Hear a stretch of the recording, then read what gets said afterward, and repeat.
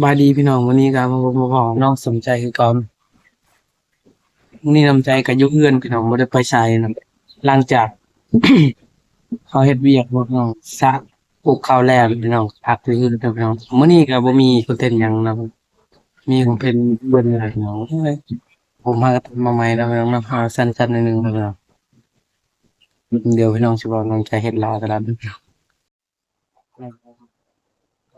ไปชายแดนมันก็คันสมมุติว่าจักสิเว้าหยังบ่ครับเอาส่ำนี้เลยพี่น้อง ไปแต่เมื่อวานไปคนเดียวพี่น้องบีน้องจะไปคนเดียวไปกับน้องบิ๊กแฮงก็ได้ไปบ่ได้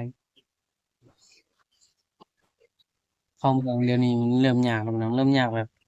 ทางใหญ่เขาปิดเนาะพี่น้องจักอะไรพี่น้องเขามีอันนั้นเนาะพี่น้องมี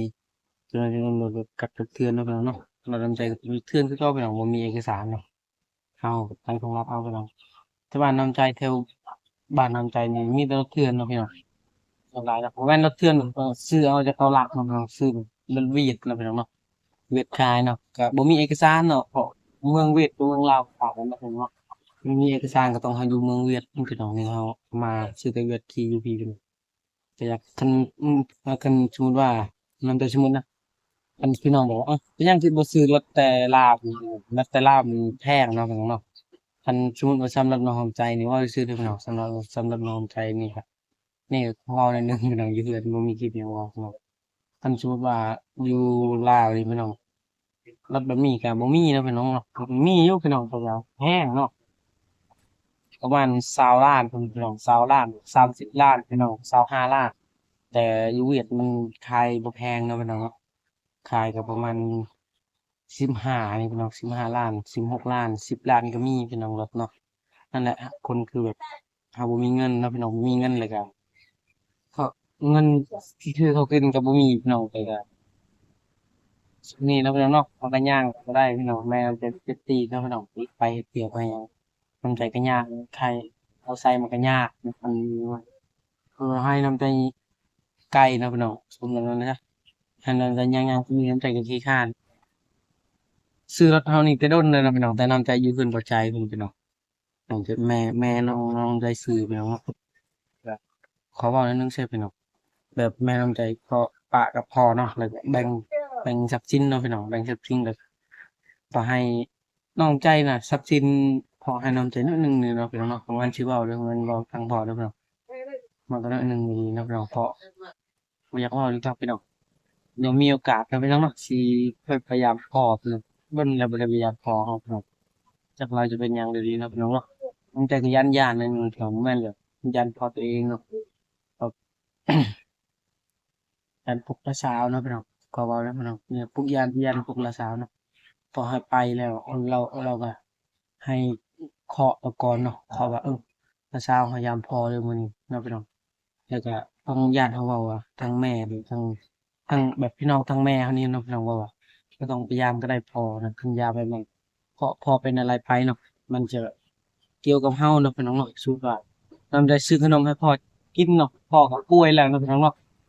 เว้าซื่อเนาะพี่น้องเนาะบ่แม่นแบบบอกพ่อให้ตายไวเนาะพี่น้องเนาะ แบบสมมุติว่าน้องใจซื้อขนมให้กินเนาะซื้อนมแบบฝากมาฝากพ่อเนาะพอพ่อเรากินแล้วมันตายเนาะพี่น้องมันก็มันเกี่ยวที่เฮาเนาะพี่น้องตอนเช้าเราก็จักอะไรก็พูดขนาดทรัพย์สินหลานตัวเองพี่น้องยังเอาเนาะพี่น้องเนาะพอน้ำใจก็เขาก็บ่รู้เรื่องหรอกพี่น้องเจ้าเป็นเพราะว่ามันต้องถึงบ้าเนาะพี่น้องเนาะแบบบ่รู้หยังเลยเนาะเนาะพี่น้องเนาะสมมุติว่าน้ำใจพยายามนั่นแหละน้ำใจจงอยากพยายามพี่น้อง พอยามไปมันก็ยากพี่น้องคันยามบ่มีหยังก็น้ำใจก็พยายามอยู่พี่น้องใจลึกๆก็คิดฮอดพ่อเนาะเนาะมีอะไรก็พ่อเฮาน้ำใจก็คิดฮอดอยู่แล้วพี่น้องก็ไปแล้วยังบอกยังขอกอยู่พี่น้องขอกก็คือว่าแบบนั้นพี่น้องเวลาเฮาสิเข้าพี่น้องเนาะเฮาสิเข้าไปหาพ่อต้องเว้าแบบเอาละเช้าเฮายามพ่อเด้อละเช้าคันเฮาบ่เว้าแบบนั้นเขาหายแล้วพี่น้องเนาะเขาหายว่าพ่อเจ้าเป็นตายหยังเกี่ยวกับเจ้าเนาะ ถ้าสมมุติว่าเอาคอกแล้วคันพอเป็นหยังเขาก็ติคือเก่าพี่น้องนั่นแหละมันยากเนาะพอเฮาก็ยากกับเขาอีกเนาะมันไปบ่ฮู้เลยพี่น้องบ่ฮู้จักทางเฮ็ดแนวใดพี่น้อง ดี๋ยวมีโอกาสพี่น้องเขาให้พี่น้องก็สิยามอีกครั้งพี่น้องเขาให้ก็ให้เราก็อดเอาเนาะเราคิดฮอดดนแล้วบ่ได้ไปยามเพิ่นพี่น้องซ้ำว่าลืมบุญคุณเลยล่ะนี่พี่น้อง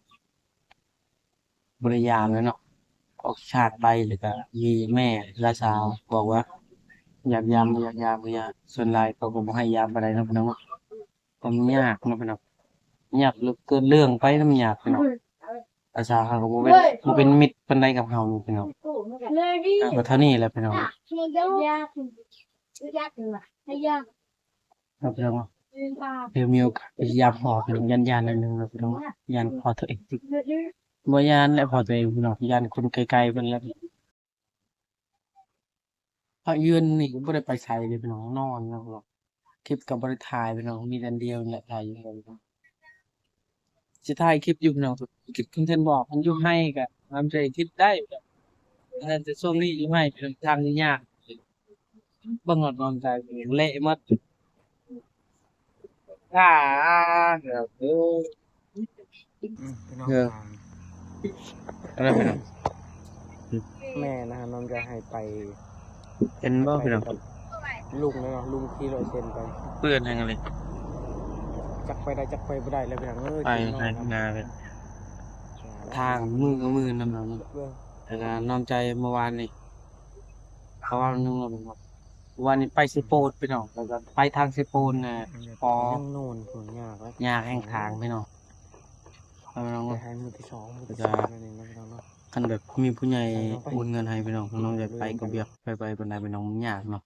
ไปก็ง่ายอยู่ไปน้องทางนี้ไปน้องบ่อยากไปน้องอันนี้เว้าชื่อเด้อไปน้องเด้อประมาณนั้นเด้อตอนนับน้องเนาะพอแบบคาใจเนาะไปน้อง ไปทางใหญ่พี่น้องแบบจราจรเพิ่นกักรถเนาะพี่น้องกักรถแบบบ่มีเอกสารหยังเนาะพี่น้องเนาะก็คือที่บ้านน้อมใจรถที่มีเอกสารมันก็มีน้อยหนึ่งนะมีบางคันเท่านั้นพี่น้องสำหรับรถน้อมใจบ่มีเด้อพี่น้องบ่มีเอกสารเด้อเพิ่นกักเพิ่นก็เอาคนหนึ่งก็ประมาณ500,000พี่น้องคันบ่มีเงินเพิ่นก็เอารถเนาะพี่น้องเนาะเราก็บ่มีเงินเนาะพี่น้องเนาะเราก็ไปทางป้ายพี่น้องลัดไปทางสกล มันยากนะพี่น้องคนก็ไปน้อยหนึ่งพี่น้องเขาไปนำพี่น้องเพราะมันยากเนาะคนที่แบบจะไปเมืองพี่น้องไปเด็กน้อยหรือแบบไปกับลูกหลานมันไปบ่ได้พี่น้องอันสามอะพี่น้องทางเขาอันสำนี้พี่น้องต้นคานี่หมดเลยพี่น้องเนาะความลึกของขี้ตมพี่น้องแต่น้ำใจก็แบบขี้คนเดียวนะพี่น้องยากอยู่ถึงค่อยไปค่อยมาพี่น้องจนฮอดมาฮอดเทือนได้นะว่าบางคนเขาก็มีเงิน เขาก็ให้นะพี่น้องบางทีก็100,000พี่น้องบางทีก็200,000เอานะพี่น้องเนาะนี่มันตั้งตลอดนะพี่น้องจราจรยังใจก็ย้านหมดพี่น้องเพิ่นสิไปสิโอ้หาหลอกหากินชาวบ้านพี่น้องก็ย้านหมดย้านว่าเพิ่นบ่มีเงินหลายเนาะจักแนวใดพี่น้องเอ้ยจักนาทีรู้แล้วพี่น้องเนาะเป็นหน้าที่ของเพิ่นเนาะแต่ก็มากักนี่แต่ว่าซื้อไปทางเนาะเพิ่นสิเข้าเมืองพี่น้องว่าเพิ่นแบบสิหรือสิเข้าเมืองพี่น้องว่าสิซื้อกินหัวหยังพี่น้อง แม่น้องจะชื่อผ่านไปนะพี่น้องไปซื้ออยู่บนเราเป็นซื้อแบบชายแดนเลยพี่น้องบ้านดงมันมันก็นี่นะพี่น้องเนาะมันบ่เอาเงินอันนั้นพี่น้องครับพี่น้องกินน้ำใจฟาราไปก่อนพี่น้องคันพี่น้องให้น้ำใจคนเช่นไงเอาคอมเมนต์มาเด้อพี่น้องคลิปนี้ขอลาไปก่อนพี่น้องเป็นอีฟเนาะ